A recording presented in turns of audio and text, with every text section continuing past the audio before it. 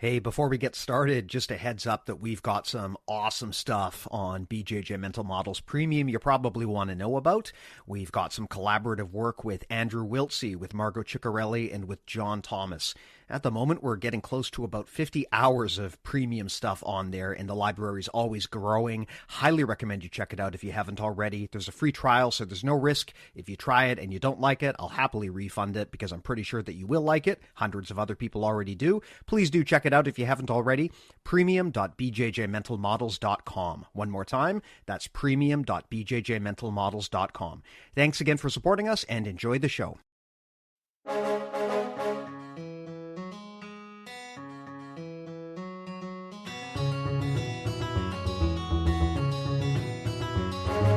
Hey, welcome to BJJ Mental Models, episode 184. I'm Steve Kwan. BJJ Mental Models is your guide to a conceptual and intelligent jiu-jitsu approach. Joined today by a real legend.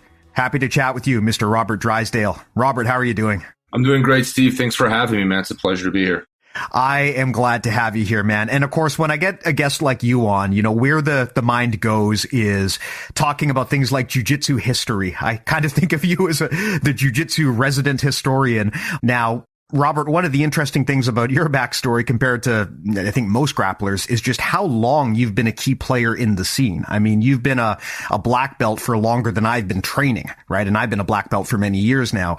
So something I would like to discuss with you and maybe get your feedback on is how you can, at this level and at this level in your journey, continue to relate to people more in the white belt or the early stages. But before we get into that, maybe just a quick update. What have you been up to recently? What are you doing these days? Are you teaching? Are you still working with more junior people, or are there other things on the plate for you? I went through a phase where I was teaching a lot of beginners. I was getting a kick out of teaching beginners again. But I like to train people competitively. It's a conflict because on one end, I love high performance environments, right? Like that's where I thrive, first as a competitor and now as a coach. But at the same time, it's a very difficult demographic to work with because they have very, very strange expectations, you know, as time changes. Like, you know, they don't want to be good at jiu-jitsu. They want to be famous. And I don't know how to do that. You know, I know how to make you good at jiu-jitsu. I have no idea how to make you famous. Nor is that my job, but it's kind of what they want.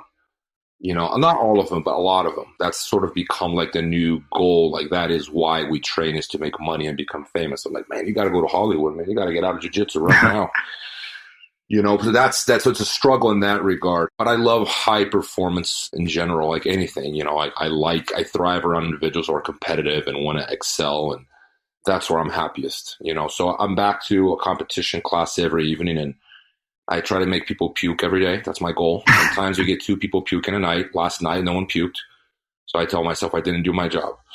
The goal is to get at least one person to vomit. And I like that. I like that because I think that deep down, that's what people want. I mean, well, not everyone, but the kind of crowd that I want to work with, you know, like that I enjoy working with, is you know, you always remember the coach that pushes you hardest and furthest and, you know, gets the most out of you. You know, that's kind of my job. And I really enjoy that. But other than that, my days are spent, I'm working on a new book. I'm working on a sequel to Opening Closed Guard.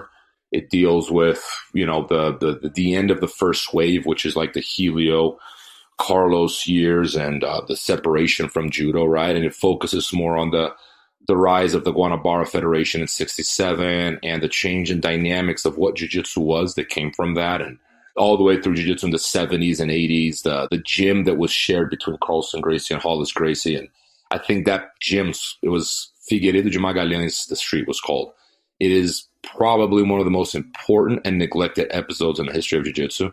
And it just dawned on me when I was like talking to some of these guys. They used to train some of these old timers, right? And the way they spoke about it was with such nostalgia. And they're describing that environment to me. And I'm going, that's the jiu-jitsu that we train today. The jiu-jitsu we train today was born in 1972 all the way to, you know, 81-ish or 82 when Hollis died. And that's the world we live in, and was created by them in that academy, right? That surf culture, the acai culture, that hang loose, surf, kind of relaxed manners. That wasn't from the original Gracie Academy. So it was just like, man, this is such important thing. Like that people don't even know. I mean, people that lived it might be aware of it, but I think the vast majority of practitioners have no idea where jiu-jitsu comes from. All the way to today to what I call the Americanization of Brazilian jiu-jitsu, right? Like we're living in an era where, and I mean, it's funny, this conversation about American and Brazilian jiu-jitsu, because, you know, in terms of technique, people seem to claim that, oh, Americans are innovating, which is about the most idiotic thing you can, like, it makes no sense that anyone believe that. Like, innovation is a part of Brazilian jiu-jitsu, since you can go back as far as you want. It's always been there. Innovation has always been there. It's just no different. The difference is it's not exclusively in the hands of Brazilian, which it has been for the past 20, 30 years, right? Where it is American is in cultural terms. In cultural terms, it's very little Brazilian or Japanese left, for that matter. It's very, very American in many ways, and it's becoming more so. So that's what I refer to as the Americanization. It's very little to do with the technique, as people claim. It has to do with the culture, a culture that including Brazilians have adapted and to some degree even led the change. The change was led more by Brazilians themselves than Americans, because the second they stepped foot here, they kind of abandoned their old ways in Brazil and embraced the American way. I mean, they did it very quickly too, and they did it for obvious reasons. Money, you know, it was just a quick, fastest way to make money. So was to adapt to the American way of doing things, and they did that very quickly. So that's the Americanization process that I'm discussing in the book, but that's towards the end, right? Like that's the end of this new work. So that's where I'm at right now. I teach in the evening, and I work on the book during the day.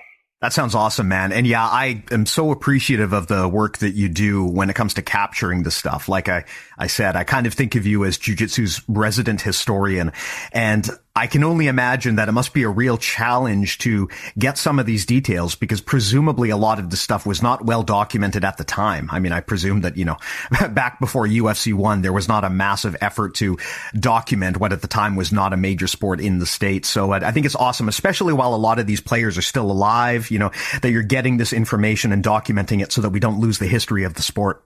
Yeah, I became more aware of it, you know, after talking to some of the old timers that were passing away. It's like, man, these guys, they know so much. All these questions that we have about an era that's gone, no one recorded it. So we don't really, all these question marks, right? It's like, man, like we got to make a minimal effort to collect this understanding, because it's not out of curiosity. Like history it's not about curiosity like people think, you know, it's just a nerdy hobby. History is about understanding the present.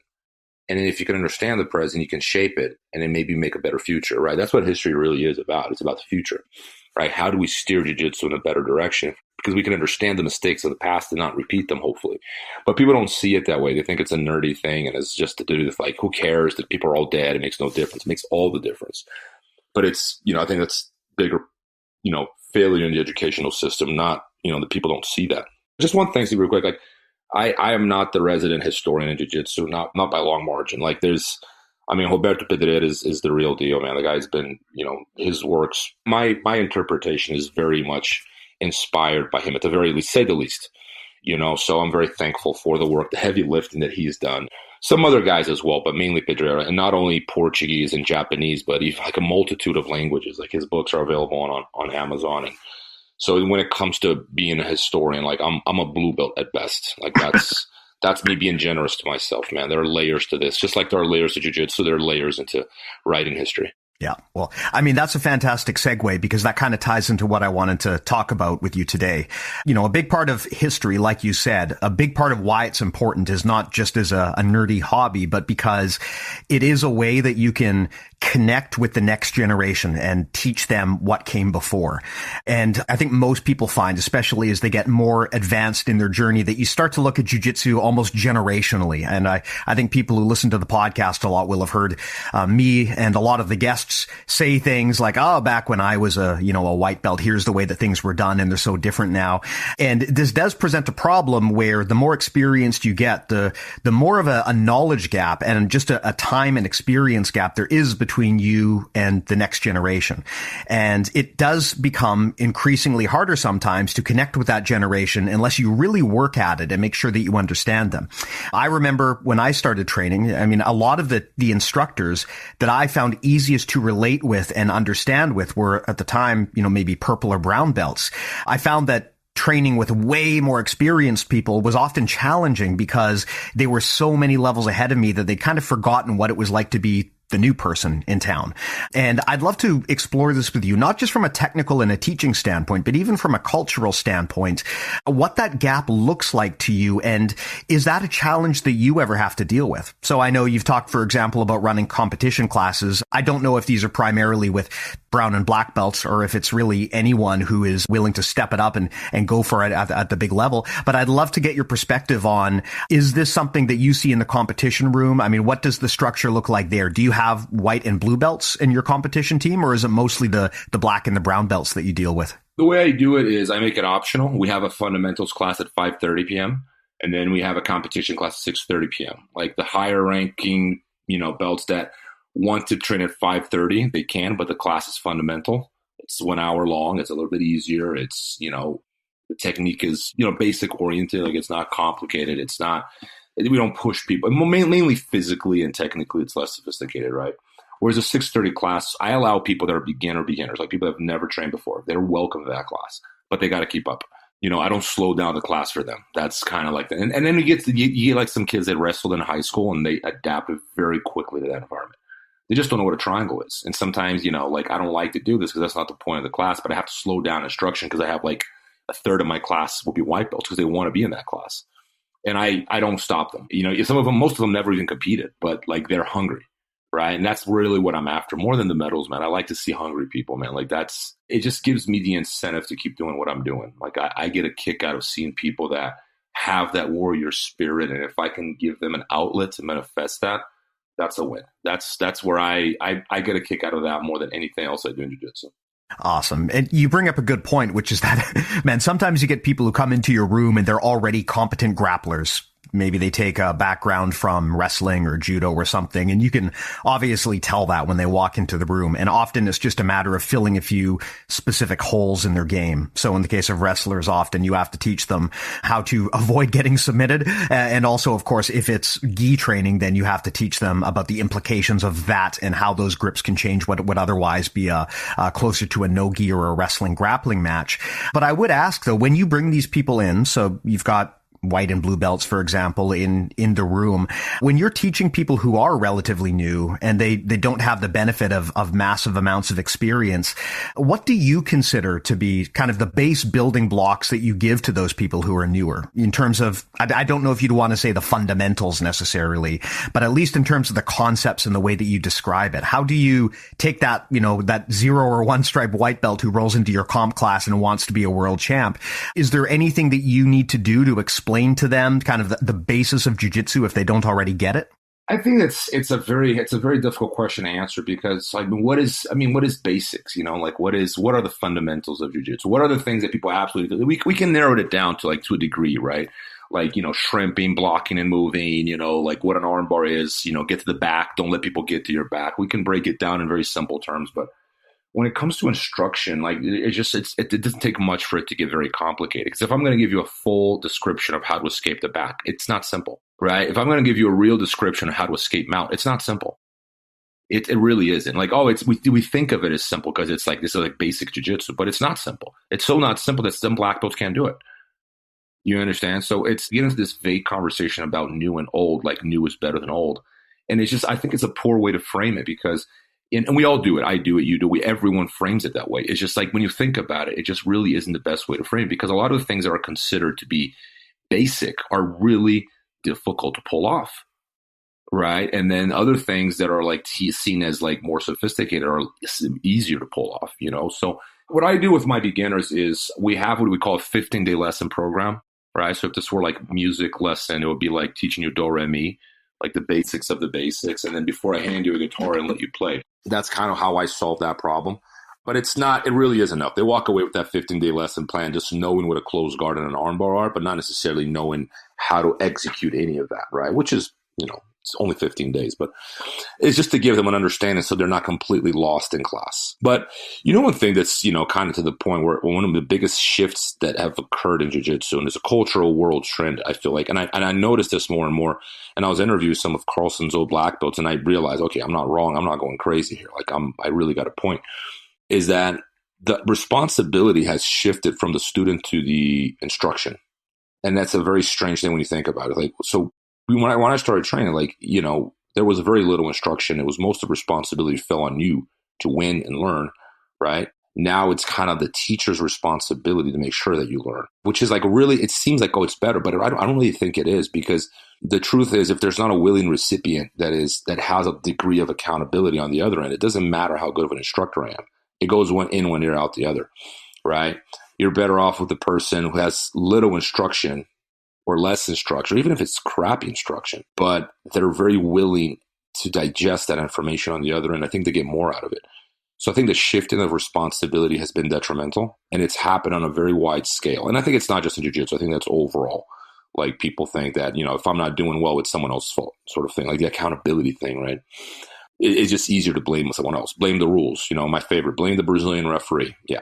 See how far you make it with that mindset, and that right there has been one of the biggest shifts that I noticed. And yeah, a lot of Carlson's guys, like they would say, like, Carlson just barely gave instruction. He would just like go to war, and every now and then you had a question, he'd answer, but it was the student's responsibility to acquire knowledge, like to learn through trial and error, and you can speed progress if you break it down so people don't have to learn everything the hard way.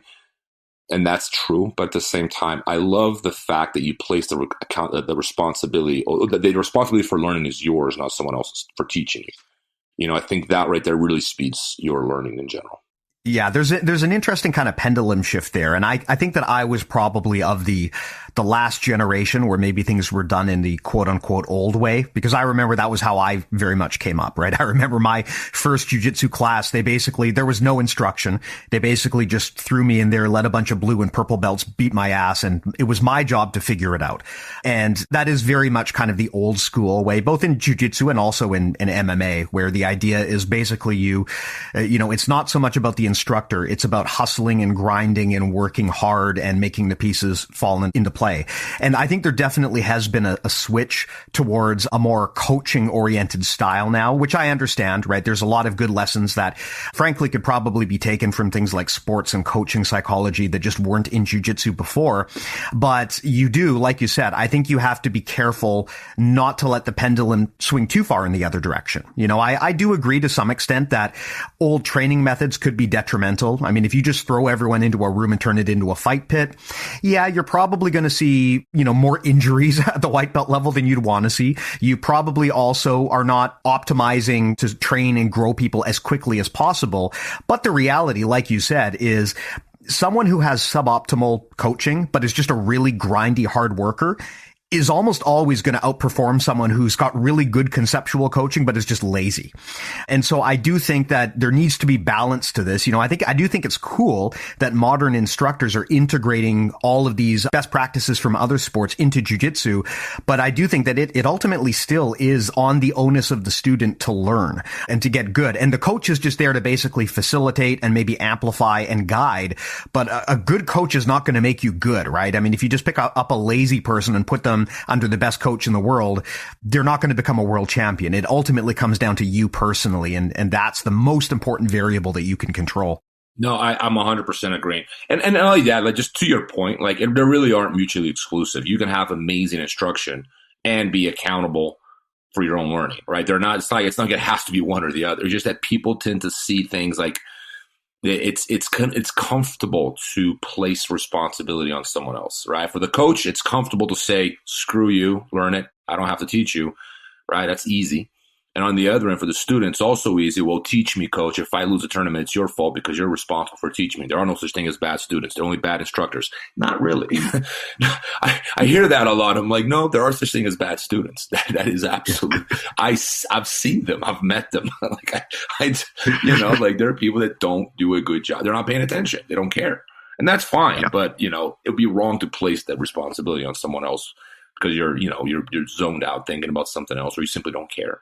But to your point, like, I really think that they're not mutually exclusive. Like, the best is if both parties, take the high road and the hard road and go, it is my responsibility as a coach to teach well. And as a student, it is my responsibility to absorb that information well and take accountability for my lack of results or interest, or, it's not necessarily a coach's job to be inspiring you every 10 seconds, I think a lot of that comes from within you. Yeah, yeah. The best coaches and teachers that I've ever had are the ones who kind of act as amplifiers and sounding boards more than anything. I think people sometimes expect a coach or a teacher to be the person who has all the answers. And if only I trained under a world-class coach who's producing world champions, then I would be the world champion that I deserve to be. I think a lot of people probably feel that way. And yes, that not all coaches are created equal. Some are definitely better than others.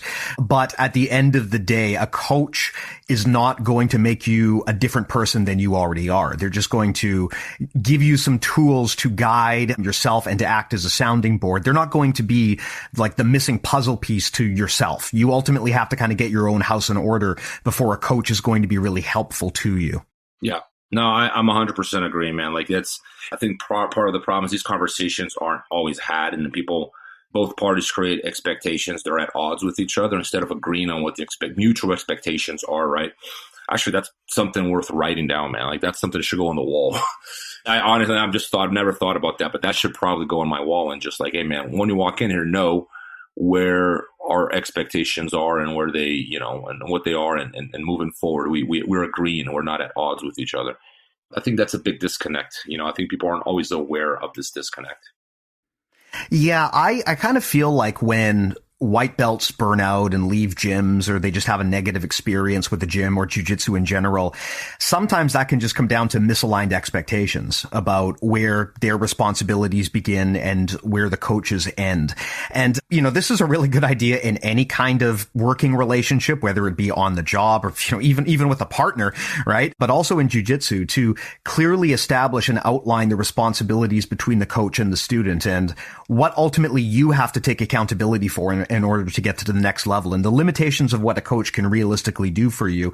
I think that is a really valuable piece of documentation to provide to your team.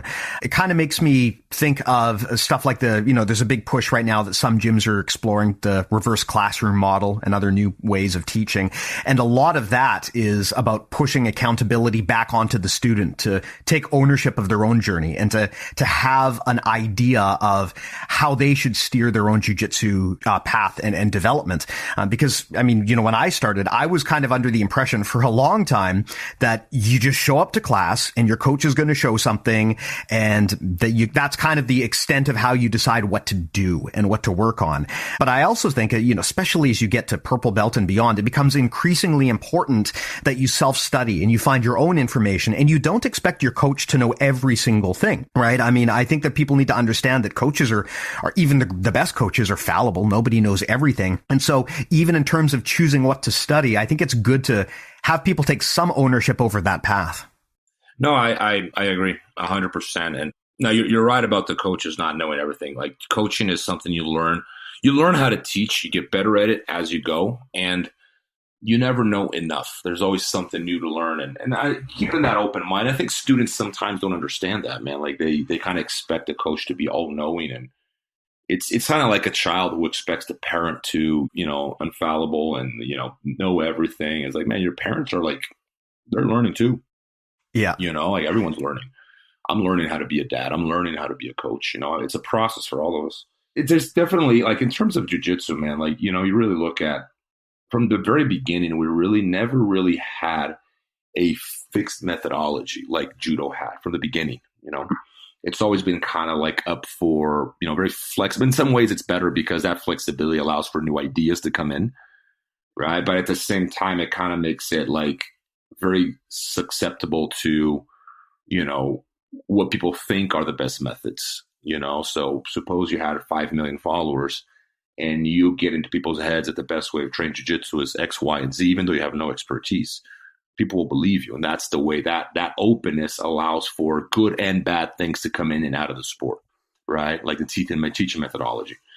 Whereas like something like judo, they kind of fixed it. It's more rigid, and it's less open to change, but it's less open to BS as well. There's a lot of BS in jiu-jitsu. It's very trend. I wrote an article about this for GTR a while ago. And I think we associate fashion with good, right? But like trends and fashion have nothing to do with good. That's not a measuring criteria. You don't tell me a position is good because it's new. Like you have to show me the efficiency of it, but we don't really care about that anymore. Like efficiency is no longer the guiding north of jiu-jitsu like it used to be. It has become, is it cool or is it not cool? And I'm watching some of these videos because I go on Instagram and I'm watching what some of these guys are doing. I'm going, it's kind of like the spinning triple flying kick in Taekwondo in the 80s. Really cool to watch. That shit doesn't work. It's like, but we've become the Taekwondo, we've become what we used to criticize. We're just not aware of it because we're so immersed in it. But when I see some of these guys wrapping someone's foot with a lapel like 3 times over and then trapping the guy's ankle like that, like handcuffing the ankle with a lapel, I'm going, that's it, man. We've become Taekwondo. We became what we used to criticize, right? Because it's just so removed from reality, man. But like, that's the problem with trends. It's like, where do we allow that to guide the evolution of jiu-jitsu instead of it being guided by the efficiency north, right? Like that's what works best in combat, either for MMA or competition, right? Or sport competition. I mean, that's kind of been lost, man. Like we've kind of like gone, the way I compare jiu-jitsu today, it's kind of like a bag blowing in the wind. It's kind of like going wherever the wind blows, and I think that there should be more direction as to, where the evolution of jiu-jitsu is being steered. It's funny you bring that up because that's one of the things I personally love about judo specifically is there is and has always been a very clear regimented classification of everything. The names all make sense. The names are all relative to each other. The techniques are all grouped. There is a structure. In jiu-jitsu, it's much more casual, right? That's one of the things that is actually really cool about jiu-jitsu, like you said, but it also does have its limitations because it means that we are susceptible to riding trends. I love the fact that jiu-jitsu is kind of a casual sport. It's very laid back. I think it makes it very hobbyist friendly, which I think is important. But on the other hand, it does make it incredibly hard to suss out, okay, is something legitimate? Where did this come from? I mean, the challenge I constantly have is people will throw a new name at me and say, hey, Steve, have you ever heard of like the upside down inverted cupcake guard? No, I've never heard of this in my life. I have no idea what you're talking about. And it does feel like it is constantly you're playing this game of trend catch up. And I think you're right. Things like Instagram culture play a big part in that. I mean, most of the stuff that I see when people post on Instagram in terms of these like technique reels, these are things you would never, ever even consider doing in a real match. In fact, in a lot of cases, they are completely the least efficient way to achieve things. You'll see someone who maybe from a position does some crazy backflip and winds up in an armbar and it looks cool, but there was probably a way more efficient way to get the armbar from that position without having to put yourself at risk and burn all of that energy and create those openings. I actually wound up basically unfollowing a lot of people on Instagram that I felt like I probably should follow because they're famous or they're well-known names, but I just found that the material they were putting out was not really helpful to my jiu-jitsu. It was actually taking my mind away from things that are likely to be high percentage, high efficiency, low risk techniques. And I just thought, okay, look, all of this stuff is cool, but I don't really want that in my feed. It's stuff I'm never going to use. I don't think there's a benefit in really integrating or studying it. And frankly, it doesn't really make me feel good. I want to see cool, efficient jiu-jitsu. I'm not looking to see gymnastics. And that is a challenge I think that we do have in jiu-jitsu culture because like you said, just because you're a high level black belt, that doesn't mean you've got a big Instagram following. There's a lot of very accomplished world champs who have like 3,000 Instagram followers. And meanwhile, there's blue belts who have like 100,000 followers or more. So I understand the desire to pursue and build a platform because that helps monetize so much. But it also does make it a little bit hard to find some of the good sources of information because they don't necessarily play that game. It's a matter of direction, right? Like we should think of jiu-jitsu in terms of like, if we think of it in terms of efficiency and performance, which is where I think we should be steering the sport, then you're going to have a certain outlook on jiu-jitsu. But if we steer in the sense of like, I want to lean towards entertainment and coolness and, popularity, whatever, and then it's going to go in a different direction, right? Why would you be surprised? Like if that is the goal, if that is the the mark in the horizon, that's where you're running towards. Like, why? You mean it's a different direction? They're not the same directions, right? So you end up becoming, what's next? Like pro wrestling? That's what happened to catch wrestling, right? We joke about catch wrestlers did it before everyone else. It really, they go back to medieval Europe. Like they did it before the Japanese did anything. What we're doing is just what, catch wrestlers have been doing for hundreds of years. The thing is, they never developed the organization like the Kodokan equivalent, right? Or, And they went to the circus and they got in, they basically gave birth to pro wrestling, or they helped give birth to pro wrestling at least. And it's super entertaining. The WWE is very entertaining. But I mean, you see where I'm going with this? Like, my point is that it doesn't mean that we will become them. That's not what I'm suggesting. My point is that by placing things like entertainment and coolness ahead of the efficiency factor, you're going to dilute the product. You're going to banalize it eventually. And that's sort of what has happened to every popular martial art on the planet, probably with the exception of judo and wrestling. They maintain like their foot in reality because they had like a more fixed structure, whereas like, we saw what happened to karate and taekwondo and kung fu, and that was happening to Brazilian jiu-jitsu, and I think it's a very dangerous path to tread when you go in the commercial angle. Right, like things like boxing, judo, and wrestling, for example. Maybe because they're in the Olympics, they had funding from the government, so maybe that allowed them not to be commercialized to the extent that some of these other martial arts have become commercialized. Like taekwondo's in the Olympics, I know, but it became so commercialized in the '80s that it kind of diluted a lot of. They lost a lot of credibility, is what I'm saying. And I worry that Brazilian Jiu-Jitsu is kind of going the same path now. Like we're becoming them, and a lot of that has to do with the things that you're talking about. Like we are no longer placing efficiency as the north. Like we're placing like, is it cool? Is it? I get into this argument with people all the time. But Rob, but this is fun to watch. And I'm like, man, jiu-jitsu is not about being fun to watch. Fun to watch is a side effect. Jiu-jitsu is about, does it work? That's what it's always been. That's what placed Hoist ahead of a revolution. Was the fact that it worked, not because it was pretty. I mean, pretty is a side effect. If it is, great. If it isn't, who cares? It worked, right? He got them to the ground and he choked them out. That's what matters, right? But at some point, we kind of like put that in this passenger seat, and we've placed entertainment above everything. And I think that's very detrimental. You bring this up, and this ties into a conversation we had recently with Sanjay Ribeiro on the podcast. And he talked about the difference between kind of the modern version of jiu-jitsu, but also what he called the romantic version of jiu-jitsu. So kind of this classical traditional core of jiu-jitsu that we all got into jiu-jitsu because we loved, the idea of the smaller, weaker opponent being able to defeat the bigger, stronger opponent using efficiency, using leverage, using pressure. And the end result, of course, is if you play jiu-jitsu that way, it's extraordinarily effective. But yeah, it's not always pretty to watch. I mean, jiu-jitsu is often a terrible spectator sport because sometimes at high level jiu-jitsu, it looks to the untrained eye like nothing is happening, right? Pressure is not exciting to watch unless you know exactly what's going on, because it looks like two people just not moving. Whereas the technical intricacies make it incredibly compelling once you've studied to that level. And something I talked about with Sanjay, and I'd love to get your thoughts about, is there is definitely this movement towards more dynamic jiu-jitsu, a big focus less on the efficiency and techniques that work, but maybe they require a lot of motion or movement. And the thing that makes this a hard discussion is some of those techniques do work, right? I mean, yeah, there's some that are kind of niche and novel, and I wouldn't necessarily suggest people do. But I mean, people do things like berimbolos, and these do work. There's a lot of really, really highly dynamic, what I would consider to be inefficient techniques, but they still work. And if you're athletic enough, you can pull them off.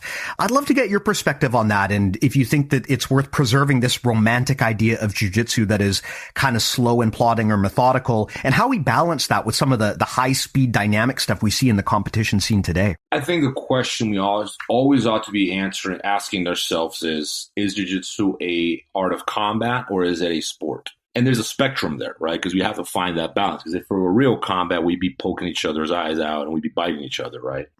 And no one wants to do that. On the other end, if you create too many rules and you ban too many things and you create situations that are too unrealistic, you're no longer a martial art. You become a game, a sport, whatever. And then you got to find that balance. And I lean towards the efficiency of combat more than being a sport. And I'll tell you why. If you look at the history of martial arts, you can trace it back to ancient Greece if you want. There's a common thread. There's something that has lasted through the ages. It's always been there. And even though it goes out of vogue, it disappears, but it always comes back and it doesn't die. And that is like what I call the center, right? Like I like talking to some of the Carlson's guys, like Carlson, some of them call it short jiu-jitsu. The other one called it total jiu-jitsu. The other one called it dry jiu-jitsu. And it was like, yeah, and I understood what they meant. It was very something that's like, what are the things that work consistently? Something like like in MMA would be like a right hand, a left hook, single leg, a double, a rear naked choke, right? Those things are like very high ranking moves. They work consistently, and they work in every arena. So those won't die. Like, you know, and when it comes to fighting, the right hand and the left hook are not going anywhere, right? A rear naked choke is going to be there forever. But when it comes to a lot of the other things that are like efficient for a specific environment, then I question, because that specific environment has been somewhat removed from the reality of combat. So if you take the IBJJF rule set, which is the dominant rule set out there, it is modeled after the 1967 rule set, which in turn is modeled by an in-house tournament the Gracie family ran in 1954, which is very similar to judo. You know, like my favorite argument against, like, when people say, oh, they were never doing judo. I'm like, look at the rule set they created in 1954, and you tell me these guys were not judokas, right? It was very, very, it's like 1 foot in judo, pretty much. But the thing about these rule sets is that they shape the practice of the sport, right? Because whatever I allow, that's where I'm going to practice. Whatever I don't allow, I'm not going to practice. So the rules are very important in creating the technical atmosphere where the fight's going to take place. And the IBJJF rule set, it couldn't have foreseen any of these things, but it was meant to mimic reality of, when it was originally invented, they meant to mimic the reality of combat. That's why you have what we call the progression paradigm. So you're going to go take down 2 points, pass 3, mount 4, back 4, submission. So there's an ascending order of events where you're awarded points according to your progress in situations where not only are you more likely to get a submission, but where you would be able to do damage in a fight. Right? You can punch from mount, right? For example, that's sort of their mindset. That's why you get 2 points for taking another one down, but you don't get 2 points for pulling guard. You get 2 points for taking them down because on top you can punch in a way that the bottom guy normally can't, right? So with all these things in the rule set, you see that they had like an orientation towards MMA or towards Vale Tudo. What they could not have foreseen was that people were going to come up with all these ingenious ways of winning using the lapel and scoring advantages and like manipulating the rules to their favor, to the point where, you know, as the techniques evolved, the rules did not evolve with it, in my opinion. Like the rules kind of got left behind, and we kind of lost the north, because it's like, you know what, everyone's happy, they're not complaining, and people like the rules, and we're, you know, got all these people that are competing, and they take that as a sign of success. If we have like 10,000 competitors in a tournament, clearly we're successful. And if that's a metric, then sure, yes. I personally don't think that's a good metric. I think that's welcome. I think that's awesome, but I don't think that is the ultimate metric of where a martial art should be going. Because again, if you talk about that common thread, the one that goes back to ancient Greece, like we're very far away from it. We've drifted very far from it. And I think that for terms of longevity in the future of jiu-jitsu, if it's going to last another 100 years and it doesn't, you know, break into like 50 different styles as it seems to be doing right now, then we're going to have some cohesion and stick to that common thread that is historical, instead of drifting away towards the margins of what is cool and efficient only for a specific environment that is very far away from the center. Yeah, absolutely makes sense. And, you know, I certainly don't begrudge anyone for doing what they need to do to win within the rules of the game, right? I mean, the old saying, Goodhearts Law, is that anytime something becomes a unit of measurement, it ceases to become a good measure. And you see this very much with the rules in any sport. You're always going to have to establish some rules to at least set a cadence and a box in terms of what this activity looks like. And there's always going to be people who try to innovate within that box and figure out ways to play to the rules. And so it does become a science of how you manage these rules, because you want to preserve some degree of authenticity to the true purpose, right? The true purpose of jiu-jitsu is self-defense. It's not to win IBJJF world championships. And the more restrictions and rules you put around things, if you're not careful and you leave it that way, then yes, you can wind up with strategies getting developed that work very well in competition, but maybe they only work within competition and they're less useful in the general practice of martial arts. Or alternately, maybe they only work for certain types of athletes. And this is something that has a lot of meaning to me personally. I mean, I'm a hobbyist. I've never competed, right? I went all the way from white to black belt without ever competing. I just trained for fun. And like many people, probably the vast majority of people, I got into jiu-jitsu because I believed it was the best art for self-defense for my particular goals. I saw, Royce in the original early days of the UFC, and I thought that philosophy of fighting speaks to me. And I think that's why a lot of people get into the sport, right? I don't think people get in because they want to be IBJJF world champ. That may come later as they get immersed in the culture. But I'm guessing that most people who start jiu-jitsu are not so familiar with it that they actually understand, what the championship structure and scene looks like. That's kind of a desire I think that comes after. I would argue that most people still probably get into the sport, just a guess, but I would assume because of, self-defense and fitness.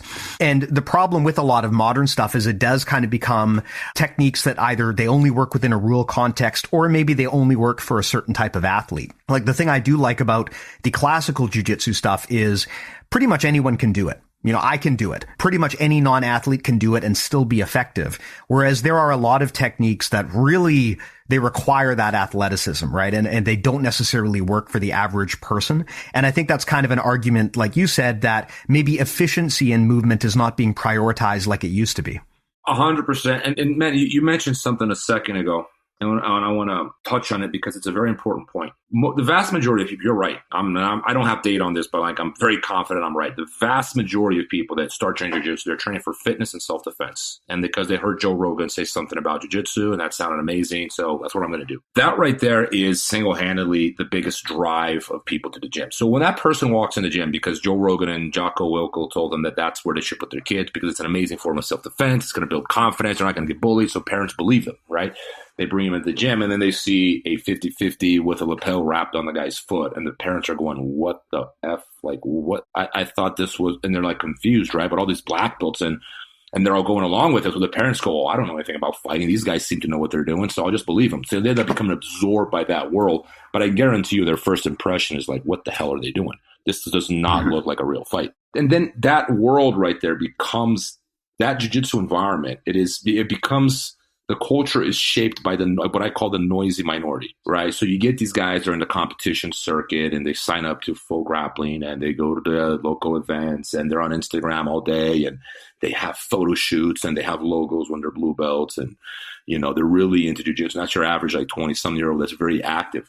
But that's like maybe 5% of the community. The vast majority of the community are people like you're describing. There are people like, yourself that loves to train. You want to learn how to defend yourself. You have fun with it. You prefer a jiu-jitsu that would work in combat over a jiu-jitsu that's trendy and cool because the truth is most people don't want to compete. I have like maybe 15% of my students compete at best. Mm-hmm. The vast majority, and that's because I push it. Now, most instructors don't. So like, I think my guess is like 95% of people out there never compete and never will. Other people training. So for those people, for that crowd, that silent majority, they want a jiu-jitsu that's real. But you get the noisy minority that is setting the trends. And because they're so active, especially because in the rise of the internet, how active you are, it gives people the impression of, oh, this is what everyone thinks. I'll give you an example of this. It's insane that people believe this to me. Like maybe I'm missing something, but I don't think I am. It's when people tell me that, oh, like, these professional events are bringing more eyes to jiu-jitsu. I'm like, what eyes are you talking about? That's how I was like, well, because you hear this all the time. Like, oh, ADCC is bringing eyes to jiu-jitsu. Oh, Flow Grappling is bringing eyes to jiu-jitsu. I'm like, what eyes are you guys talking about? Are you talking about the same people that go to every local jiu-jitsu tournament? Are you talking about the same people that are already enrolled in every gym? Like, there are no people scrolling through the internet and like, oh my God, this jiu-jitsu thing looks really cool. No, these are people who train. They heard through it from friends. They heard on it on Joe Rogan. They hear about jiu-jitsu, but they're not watching these events. These events are being watched by people who are jiu-jitsu nerds like myself. You see what I'm saying? Those are the eyes. They're not new eyes. They're the same eyes. The people that are drawing people to sport are not professional events. They're not even tournaments. It's Joe Rogan. It's Royce Gracie. It's the UFC. It's the friends who train to bring the news like jiu-jitsu is awesome. You should definitely start training. I'm addicted. That's the driving force. And there's a majority there that's not represented in jiu-jitsu today. And that's where I really believe, because I travel, man. I go to gyms all over the world. And I have these conversations with gym owners all over the world. And I hear it over and over and over. It's like, Rob, you're right. The vast majority of my students look at this and go, what the hell is going on? But they stick to it because that's what everyone else is telling them to do. So they're like, okay, I don't really know what I'm talking about. I'm a white belt. These guys seem to know what they're doing. So I think that there is a void there that is not being tackled. It's not really being addressed. And the vast majority of practitioners are people like you described who just want a jiu-jitsu that's real and would prefer that. But they're not setting the trends. They're not the influencers, so to speak. Yeah, it's funny. I got this blue belt I trained with, and he's insistent on always pursuing and trying out the latest trends, which I adore. I think it's adorable. When I spar with him, he's always trying to do this weird stuff where he'll do big fancy things like try to tie my lapel in between my legs and go for some weird worm thing. And usually all I do is I just crossface him and sprawl, and it breaks it every time, and he gets so frustrated. But, the fundamentals are a lot of the very basic stuff to me, and I think to a lot of other hobbyists like me is super appealing. I mean, one of my favorite and most memorable interviews many, many years ago, I think it was Rorion Gracie, if I recall correctly, was on Sherdog, and he was doing an interview, and he was saying the difference between me, being Rorion Gracie, and Brock Lesnar is that there's only one Brock Lesnar. But if you give me enough time, Rorion says, I can produce 100 more Rorion Gracies. And he's not talking about having more children, although presumably he probably did. But he's talking about the ability to train that knowledge because, good, efficient movement is not attribute dependent. You can do that regardless of who you are. You don't need to be this freak athlete to make it happen. And I think that steering away from that, it is unfortunate because like you said, jiu-jitsu, I mean, I know that we always talk about the competitive scene, but jiu-jitsu is owned and driven by hobbyists. They're regular people are the only reason that anyone in the sport can make money. And like you said, jiu-jitsu is still an incredibly, incredibly niche sport. I think people live in a bubble and they think maybe it's bigger than it is. But, as we do analytics on the landscape, because we're always trying to figure out how can we grow the audience for this podcast and this product that we make. The scope of influencerdom in jiu-jitsu is just levels below other sports. I mean, who's the biggest star in our sport? Gordon Ryan, maybe? He's got like 400,000 Instagram followers as of this writing. Simone Biles has almost 7 million, right? There's an order of magnitude between jiu-jitsu and other sports. So I think when people say they think that, pajama wrestling is going to take over the world, I mean, we're a long way away from jiu-jitsu being anywhere near the other sports, even the other martial arts. Yeah, I don't think it's spectator friendly, despite what everyone's trying to do. And I see what they're trying to do. I don't think you can win that battle because wrestling lost, judo lost. I think that, MMA is sport friendly, it's audience friendly because it has knockouts like boxing. And that is some language that everyone understands, unlike especially a Western audience that is so uneducated in grappling. It's changing, right? Like in Japan, you saw the Pride Days, like the Japanese, because everyone trains judo there, so they understand grappling better. So it's a matter of education as well. But I think in general terms, knockouts are more exciting for the audience. So grappling has that problem because it's not very, audience friendly. It really isn't. And I hope they can change that one day. But you're right. I think that we're always going to be behind. I can't believe some people believe tennis is more entertaining than grappling. But yeah, I suppose tennis is always going to be bigger. If something is moving, it's probably going to be more entertaining to the layperson 90% of the time. You're absolutely right. And I'm okay with that. I didn't start training jiu-jitsu because I wanted to make money, become famous, or have fun. I trained jiu-jitsu like Mendish. I want to be Royce Gracie. I want to be like that guy. That's why I want to be like. I want to be able to take people down and choke them out if I have to, and that's badass. And I haven't changed. My reasoning has never changed. But just going back 1 second, you're talking about the guy doing all this fancy stuff to you, and you're like, man, what are you doing? There's a reason why that's happening. It didn't happen because I was thinking about this. Why did it not? The evolution did not. That revolution you're describing right there, that technical revolution has taken place in the 2000 onwards or the mid 90s onwards. Why did it not take place in the 60s, 70s, 80s? And I'm thinking to myself, well, the main reason is why there are very few competitions, right? We're talking 1 or 2 a year with maybe 200 competitors. Someone corrected me the other day. They found a tournament in Rio that had 900 competitors in the 80s. I'm like, kudos. That's the exception to the rule, man. Most of these tournaments had a max of 200 people. There were small tournaments, and there were 1 or 2 a year, right? They're spread out. But still, you would think, man, there's got to have to be some level of more sophistication in terms of guard, And then I'm talking to these old timers, and they say that at least once a week. Listen to this. You maybe never heard of this. Maybe most listeners never heard of this. But I remember this when I started training. It still existed. It was called taparia, which means the slap fest, pretty much. And once a week, maybe the instructor would not let you know when. He would you would show up to practice in your gi, and you everyone take your jackets off, and everyone take their jackets off. And all right, guys, and he would pair them up like in a vale-tudo fight. And it was no punches. It was just open hands. So you had to slap your way into a clinch, take them down, and you'd be slapping each other on the ground all the way to submission, right? It's not for everyone. The thing is, the culture in the South Zone where jiu-jitsu evolved, right? It was really born. What we now call Brazilian jiu-jitsu was born. That was a perfectly acceptable phenomenon. you can show up to practice and you'll go home like, you know, you got smacked in the ear 3 or 4 times and that was funny. It was okay. I mean, you couldn't do that to kids today. So I think political correctness kind of shaped jiu-jitsu practice in a way that steered it away from the reality of combat. Because if you did, let's say that shin to shin guard that people do all the time, right? If you did that during a taparia practice, you get hit in the head, right? If you played a lot of these, like if you try to play like any kind of guard that wasn't efficient, if you try to do anything that was not combat oriented, you get slapped in the head. Now, why would they do that? And I realized why they were doing it. It was their counter to the evolution of competition, because they understood that the reason they created a competition, the Federation of 67, was because they had to compete with judo and they had no means to do it. Vale-tudo was not for everyone. Self-defense is not interesting. It's not fun. And it's not a practice for the mass market, right? People might enter because they want to do self-defense. No one stays for 10 years because of it. It's too boring. We know that. So they had to create something that was exciting and like modeled after judo. But if they created too much of a sport, they would drift too far away from the martial art end of the spectrum. They would become a sport like judo, which is exactly what they didn't want to happen. So they kept these things. They call it confetti in Portuguese, which means like to check in. You know, I'm going to check you out. I'm going to check you in. And is in like, we're going to see where you're at. And they would do that every now and then. And I remember when I started training, we did this. We would slap each other into the clinch and to takedowns, and we go at it. We're hitting each other the whole time.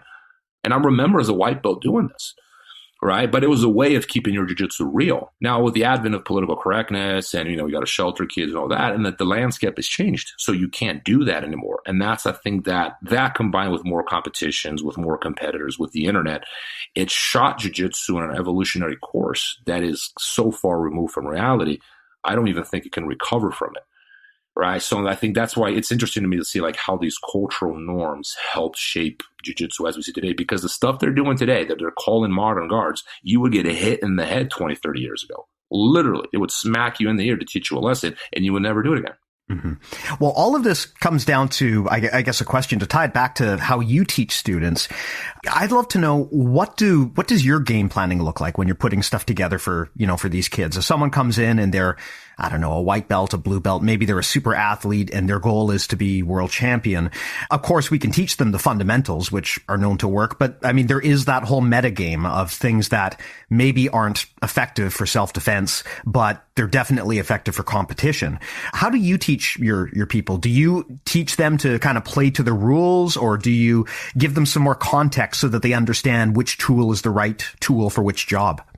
You know, it's if I had more instructors, if jiu-jitsu were more profitable, if I could run it like a wrestling program where I had a bunch of assistant instructors and all that, I'd develop a curriculum for each and every student, right? Because every student is different. I'd look at that skinny kid with long legs and I go, all right, man, triangles for you. And I'd look at the short, stocky guy and I'd be, all right, man, wrestling for you, right? Like I would do that. I think that would be the most intelligent way to approach. But right now what I have is we have a fundamentals class, we have a competition class, and I lean towards very little instruction. The more, like I used to teach like 3 or 4 moves a day. I've come to the conclusion that people don't remember them, A. B, even if they remember them, they still can't do them because it's way, people cannot digest a lot. We can see a lot, we can watch a lot, right? Like you can like watch 20 moves in a seminar, but you're going to walk away from that seminar with 1 or 2 things. That's just the reality of it, you know, like, and even that sometimes is hard. So I'm leaning towards like 1 move a day now. And we do that for about, you know, like 20 minutes. And it's live drilling. Like I make them repeat with speed and resistance. They can do it with no resistance for the first 5 minutes. Then the next 10 minutes is going to be with a little bit of intensity, like half speed. You have to execute the move with half speed. And the other person's got to give you half resistance to make you sort of like baby steps towards live combat. And then that finishes the first half hour, maybe 40 minutes of practice. And then we're going to do at least an hour of rounds. Like, I mean, on a short day, 45 minutes of rounds, like I lean towards an hour of rounds. That's what I try to do. And then the hard rounds are like very specific. I like short rounds. I'm leaning towards a lot of short rounds lately because I realize people rest less. So I'll have them start in specific positions. They have a minute to finish that single leg. They have a minute to pass to guard.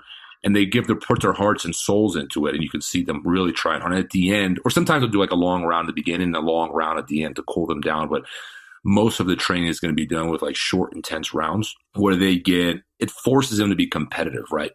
It forces them to push that threshold because again, I'm talking about my competition class here. So like that's the purpose is to push them. And I don't think there's a perfect method, man, but like when it comes to instruction, the more I think about it, like this is me training for 25 years now, man. Like I've come to the conclusion that one move a day, like two if they're very simple, but like most people can't remember a lot. And you got to give them time to practice that one thing. You know, I think that we suffer from something that boxing and wrestling don't suffer from, like this obsession with novelty, right? In boxing, you're doing the same punches your whole life and no one complains. In wrestling, like if you really look at it, there's like 5 things that people do over and over, and they just never complain about, oh, I got to learn a new move every week. Like in jiu-jitsu, guys, we have to learn a new move every day. And we're like, oh, I don't like this. This is not good anymore. My stride, guys, you can't do anything. Like, why do you want to learn new ones? Like, you can barely do the ones you know. Like, slow down. You know, give it time to digest information and absorb it, because that's what really matters. Otherwise, it's just a curiosity. It's a matter of memory. You watch someone do something, oh, you memorize it, and now you think you know the moves. You can speak with it with authority. Is that what it's about? To be able to flex in the room, look how many sweeps I know. It's just not important. Like, can you do the move or not? That's what really matters, right? Yeah, this is something that, man, it hits pretty close to home for me, because I have definitely felt this burden of too much quantity and not enough quality in instruction. I mean, I remember going to a seminar. It was like a 3-hour seminar, and I counted. The instructor showed 12 different techniques. I mean, even as a black belt, I could not remember that, right? I had to take notes and write it down. And I certainly never bothered to actually apply any of that stuff, because it's just too much. You can't remember 12 things bombarded at you all at once. That's just too much cognitive load. Whereas I've also been to seminars that have been hours long, and the instructor only teaches one thing, and they just really focus on drilling it home, making sure everyone gets adequate time to do reps, answering questions that come up. And that stuff sticks with you way more than just getting bombarded with different techniques. I also agree with you too that, there's this focus on throwing more techniques at people when they can't even do the single most basic, most important things. I mean, I realized a while ago, when we teach people jiu-jitsu, we're teaching them at a white belt level. Okay, you need to do this particular move or this particular sequence. So we bring in a white belt and we expect them to be able to, go from a pendulum sweep to an arm bar and pull that off seamlessly. And we kind of forget exactly how many steps are involved in doing something like that and how many variables. And man, sometimes we would be better off just teaching people basic things like how to maintain and manage their posture. In boxing's a great example, right? Yes, you could bombard people with technical details and combinations. You could do that. But everyone from day one in boxing is taught chin down, hands up, footwork, right? Those are like the most important things. Everything else is just an application of that. And a good coach is just going to constantly be barking out to you, chin down, hands up, footwork. You even hear this in high-level MMA, where the coach has to remind people because it's so hard to stick to those basics.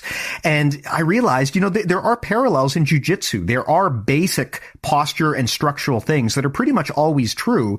And man, rather than badgering our students about all of these different variations of like a spider guard sweep that they may realistically never use, it may be better to just badger them on just fundamental postural and structural considerations so that they just know how to move their body efficiently. And if they can do that, then bolting on new techniques is not that difficult if you kind of have a basic foundation to work with.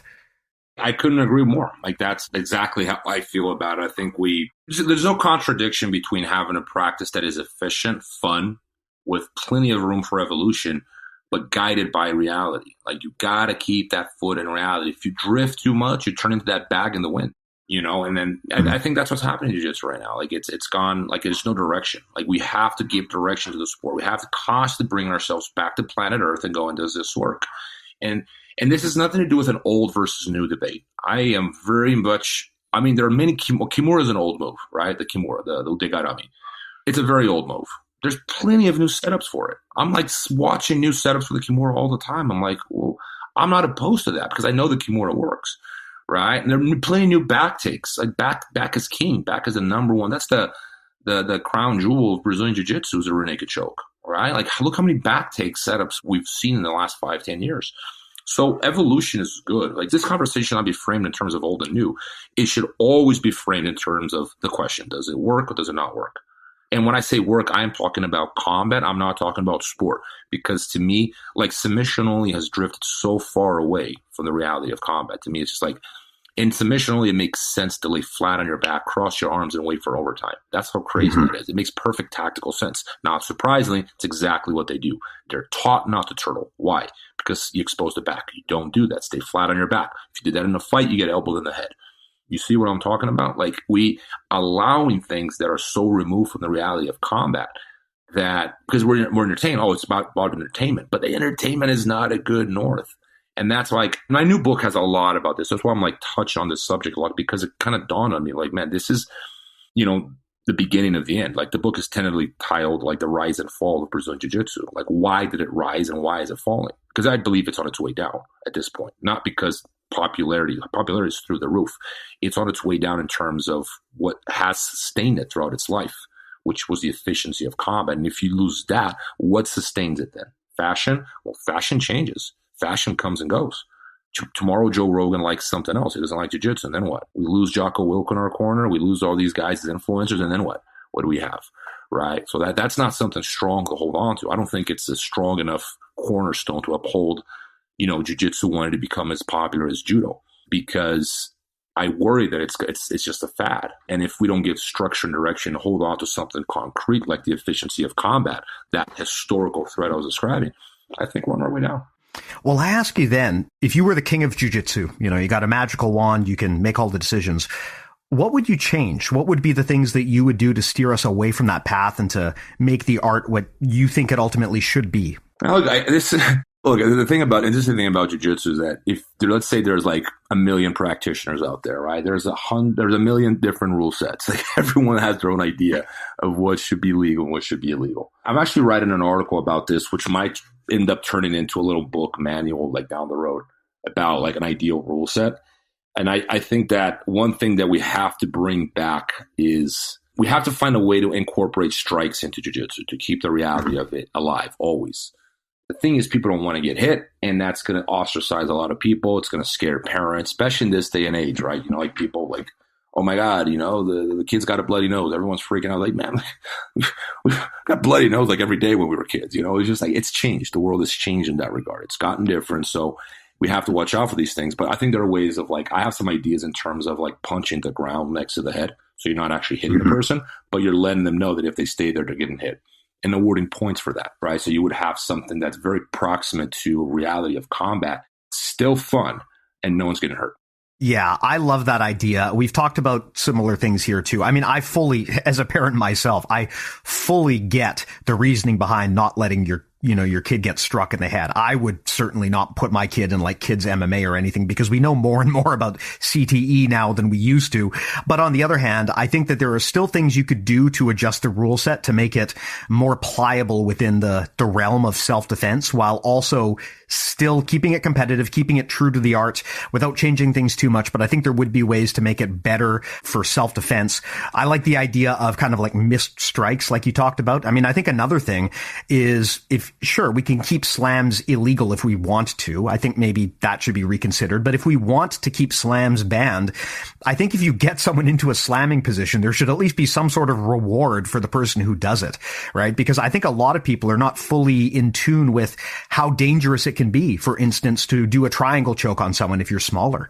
You can get badly damaged going by some of these moves. And a lot of people never train with that kind of environment. I think that if you can, for example, get someone into a slamming position, that should absolutely be a point scoring opportunity, even if slams remain illegal. And I like the idea of kind of like missed strikes or hitting the ground as well. I think that could definitely work.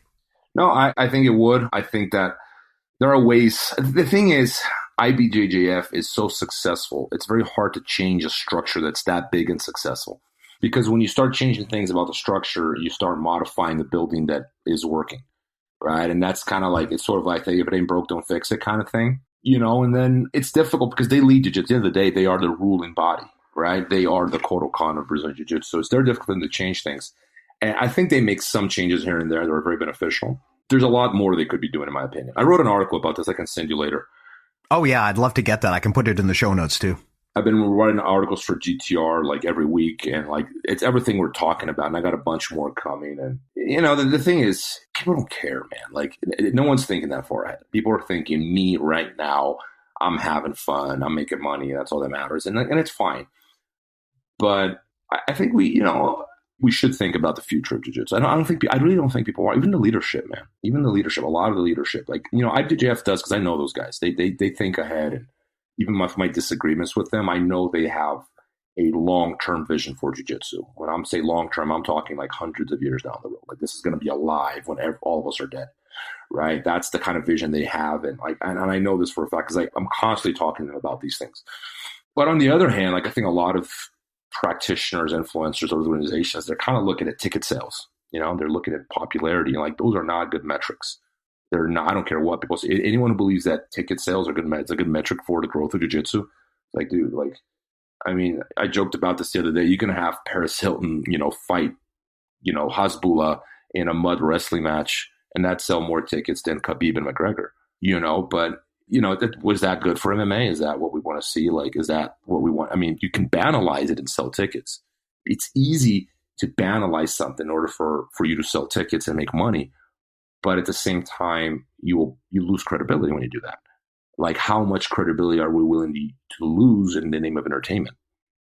I don't think it's a good long-term strategy, but people don't care because I'm making money. How are you going to stop someone from making money? That is, and this is the Americanization I'm talking about. Like, for all the qualities we have as Americans, like we have this obsession with money that's like, it's the highest achievement. There's just nothing more important than that in life. It's like, no, man, jiu-jitsu is not, just because you're making money, that doesn't mean what's best for jiu-jitsu long term, right? And I think at some point we have to go, like, what is best for the longevity of the sport? It's credibility. Because right now I think we're in the process of losing credibility, and that's coming from a lot of leadership. And that means coaches, that means organizations, that means influencers, that means a lot of these professional promotions, because they're thinking about right now. And if you're in a position of leadership, man, that does come with a responsibility of like thinking ahead. And I really don't, and I know a lot of these guys, man. I've known these guys for years. They don't think ahead, man.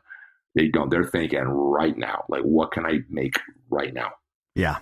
Makes sense. And I see what you're saying here.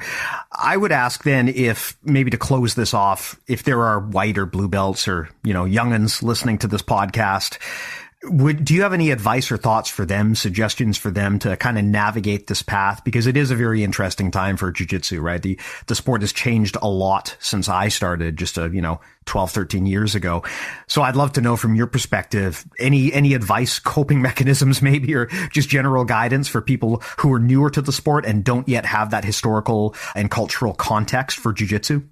I think the guidance, it's difficult because, no, it's a great point, man, because if you're a white belt and you just walked in yesterday, you're listening to me right now, you think I'm crazy. Like, what the hell is this guy talking about? Right? It's because it's a lot. It's a lot. And it's at odds with what we're seeing, right? I'm saying the opposite of what everyone else is saying or doing. And it's very difficult. How do I put that information in the age of out there in the age of TikTok? I'm supposed to get my message across in 10 minutes. We've been talking for an hour, and I think I've barely been able to get my message across. And I write these in-depth articles at GTR, but people don't read anymore because I think writing is the only way you can truly get your ideas across. So I'm writing the first book sold well. I think the second one is not going to do as well, but some people will read it. But, we're talking to people who they're going to dedicate maybe like 5 minutes of their day to reading something, and like they don't want to do more of that. And I get it. There's a lot of things going on in the world you don't care, but at the same time, like, if it doesn't matter if I'm right or wrong, if it's not making its way out there, if people aren't reading, they don't know it, and I'm supposed to compete in TikTok land and get this message across in 10 seconds. How do I do that? It's a very strange time. It definitely is. And I mean, I know that there's maybe a natural and understandable drift towards shorter form content, but I agree with you. I much prefer longer form conversations like this because you can really unpack and dig into concepts much more in depth than you can in like a 30-second highlight clip. So I think that this kind of conversation is really helpful because it does add that nuance, and nuance is something that people often don't realize if they're just consuming bite-sized content. I mean, I remember when I started jiu-jitsu, for a long time, the only knowledge I had of the history of jiu-jitsu was the marketing that basically had been presented to me at the gym.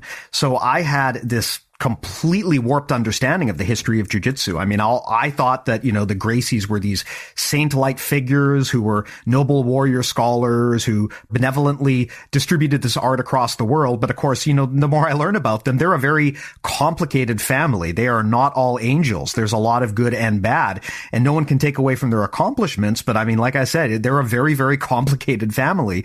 And I find that as a newer grappler, you're often not armed with the historical and cultural context to understand these things.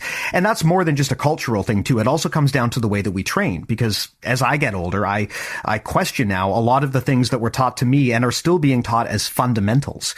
You know, how much of the way that we teach and the things that we focus on do we do because that's just the way that our instructors taught us versus whether it truly is the best way. And I think that conversations like this and people who take a longer historical lens of jiu-jitsu like you do are really helpful because they help us have the context to have these conversations. Yeah, I mean, it's an uphill battle, man. It's an uphill battle because I realize that today it is no longer about being right.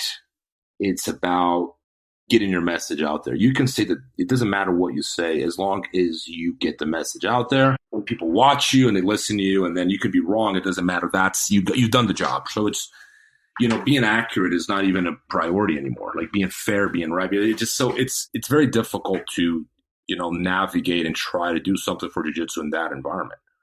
It's very hostile. And again, in the young generations, they don't read. So it's really going downhill in that direction. I don't think there's a way around that because it's a much bigger cultural problem, well beyond jiu-jitsu, you know. And I'm like, all right, I guess that's where we're going. We're going to banalization. Everything is, you know, supposed to be compartmentalized in 30 seconds. And that's the information era, right? I think internet is, I used to believe that like the problem with the world was that people didn't have access to information nor means to express their opinions. I don't believe that anymore. Yeah. I read about, someone called this the paradox of abundance, which is this problem that if you have a massively, massively wide, large market for content and material, you're going to have higher mountains, meaning that you're going to have more content out there. So just statistically speaking, you're probably going to have a lot more good stuff than if the doors were closed and people couldn't put their stuff out there. But you're also going to have a lot more bad stuff as well, right? And I think that platforms like YouTube and TikTok and other social media platforms are great examples of this, where yes, there is amazing content out there. There is absolutely more good material now than there was when I started. I mean, I remember struggling really hard to find good instructional content when I started jiu-jitsu.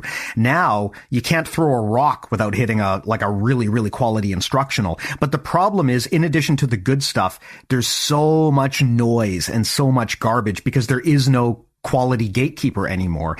And that makes it much harder for a layperson to judge the quality of that material, right? I mean, if I go and I am a white belt and I just follow all of the popular BJJ, you know, Instagram and TikTok accounts, I am not equipped to know if what I'm seeing is good stuff or if it's social media appealing stuff. And that's just like you said, not a jiu-jitsu concern specifically, but that's just a challenge of the democratization of content that we deal with now, where anyone can be a publisher and can get their stuff out there. It creates so much noise that it's no longer easy to sort out what's good and what's not. Yeah, you're absolutely right. You're absolutely right. And I don't know if there's a way around that, man. But like the way I look at it is I stay optimistic, you know, to keep my sanity. And then I do my part.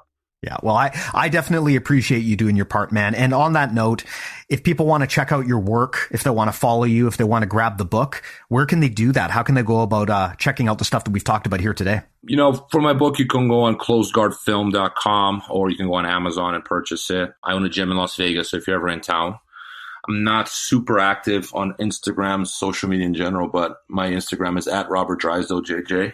And I travel for seminars. I make a good living from that. So jiu-jitsu's been good to me, man. And I always like to make new friends. So, you know, if you're ever in Vegas, stop by, no politics. Awesome. Well, I love that, man. Next time I'm in Vegas, I'd love to come down and meet you in person. But thanks a lot so much for joining us here, Robert. I really appreciate it. Absolutely, brother. Anytime. Cool. And of course, to everyone out there who listens to us, if you want more, the website is bjjmentalmodels.com. That's got a full link out to everything we do, between the newsletter, all of the podcasts we've done, the whole database of jiu-jitsu concepts that we've got up there, all free of charge. If you want to support us financially, best way to do that is with our awesome premium service. You can get that at premium.bjjmentalmodels.com. There's a free trial, so you can check it out at no risk. At the moment, there's over 50 hours of awesome instructional content on there, so I highly recommend checking it out. Also includes our access to our sweet community and to our rolling and video feedback review service. So please do check that out. Again, premium.bjjmentalmodels.com. So with that said, I'll tie this one up. Robert, again, thank you so much for coming by. Really enlightening conversation, and it was awesome to connect with you. Likewise, brother. Thank you so much, and definitely stop by the gym sometime. Thanks, man. And of course, to everyone who listens, thanks to you as well. Talk to you next week.